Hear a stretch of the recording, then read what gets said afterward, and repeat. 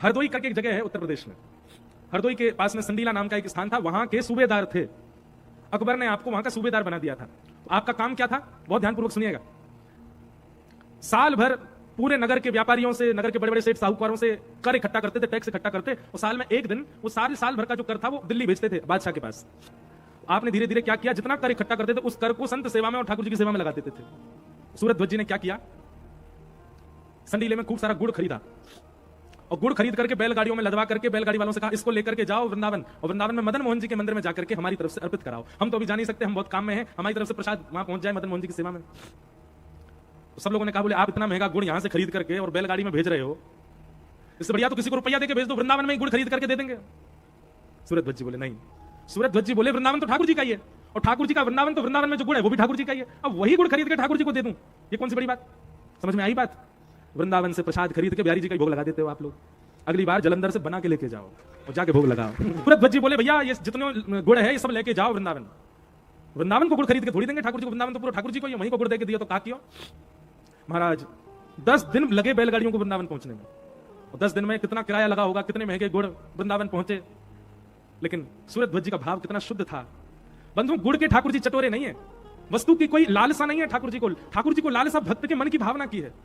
गुड़ पहुंचे रात्रि 10 बजे, मदन मोहन जी के कपाट बंद हो चुके थे, मदन मोहन जी शयन कर चुके थे, लेकिन जैसे ही गुड़ वृंदावन में पहुंचे मदन मोहन जी की निद्रा खुल गई। मदन मोहन जी बोले इतनी दूर थे संडी लेते वाने गुड़ भेजे हैं, और मेरा तो शयन है गयो, और मुझको तो अभी मन कर रहा हो कि वाके गुड़न ते बढ़िया चाशनी बने, वहां मैं पुआ तल तल के मुकू, मैं तो पुआ पाऊंगा। अर्धरात्रि में रसोईया को और पुजारी को, दोनों को स्वप्न दिया मदन मोहन जी ने। पुजारी के स्वप्न में मदन मोहन जी आ गए, तो पुजारी जय जय कहा हो आप सोना रे, बोले ना मुझको भूख लग रही है। बोले आपके सिराने इतना बड़ा बंटा भोग रखो, वहां इतनी सारी सामग्री रखी, पालो। रात्रि में ठाकुर जी के पास सामग्री रखी जाती, भूख लगे तो पालें। ठाकुर जी बोले ना बा में जो धरो वो पावे की इच्छा ना है, कछु और पावे की इच्छा है रही है। पुजारी जी बोले कहा पानो है आपको। बोले अभी अभी हमारा एक भक्त है सूरजध्वज ने संडी लेते गुड़ भिजवाए हैं, उन गुड़न को गर्म करके चाशनी बनाओ, बा में पुआ तल तल के मुंह को पवाओ, पुआन को तल के बा में बोर के चाशनी में करके मुंह को पवाओ, मुंह भूख लगी है।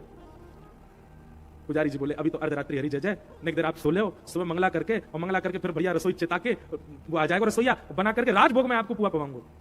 मदन मोहन जी रोने लगे, बोले मुझको इतनी 10 दिन से प्रतीक्षा कर रहा हूं मैं कि गुड़ आमेंगे मैं पुआ पाऊंगा, गुड़ आमेंगे मैं पुआ पाऊंगा, और 10 दिन बाद ये पुआ आए तो तुम और मुझको प्रतीक्षा करवा रहे हो, कह रहे हो सुबह तक प्रतीक्षा करो, या तो मेरा भोग अभी लगाओ, नहीं तो सुबह तक मैं कहीं भाग जाऊंगा।